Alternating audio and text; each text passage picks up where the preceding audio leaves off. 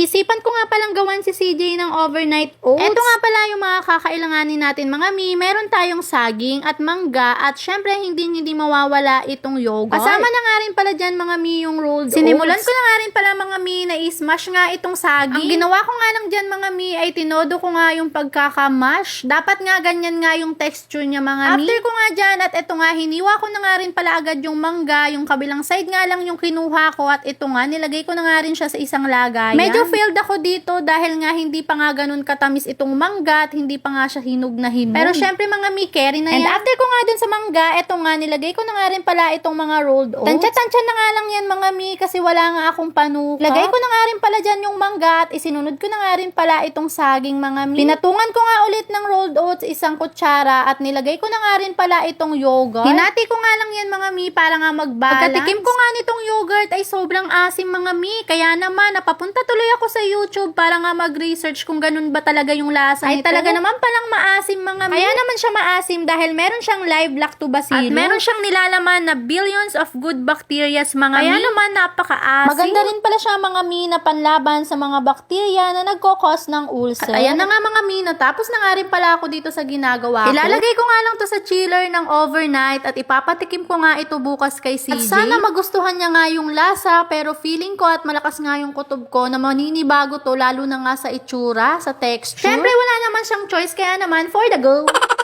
Kinabukasan na nga to mga mi at kinuha ko na nga at ipapatikim ko na nga dito sa batang ito. Yung mga tinginan nga niya ay nagtataka nga siya sa itsura. Diyos ko, pero kahit ganun pa man nakaredy nga ang bata pero akala ko nga isusubo niya agad. Medyo nagdadalawang isip nga itong si CJ pero dahil ako ang nanay niya kaya wala siyang magagawa. Oh, kita nyo yan. Unang subo, diba? Diyos ko, Mio, yung mukha hindi maipinta. Sa una nga mukhang napipilitan talaga tong si CJ. Tingnan nyo naman nga, tinabig pa nga itong hawak ko.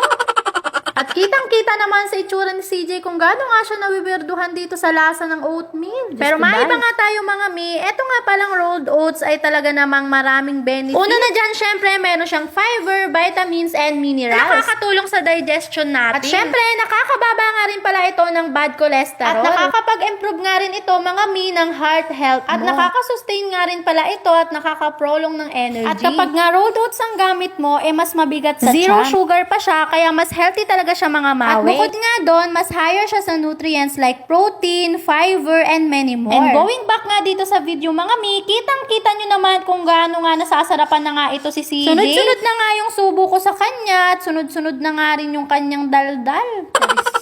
At yung feeling ko nga na hindi niya magugustuhan, nagustuhan nga niya mga mi. Sasanayin ko na nga rin pala siya mga mi sa mga ganitong kinakain every week. O siya mga mi, hanggang dito na lang muna. Maraming salamat sa mga nanonood.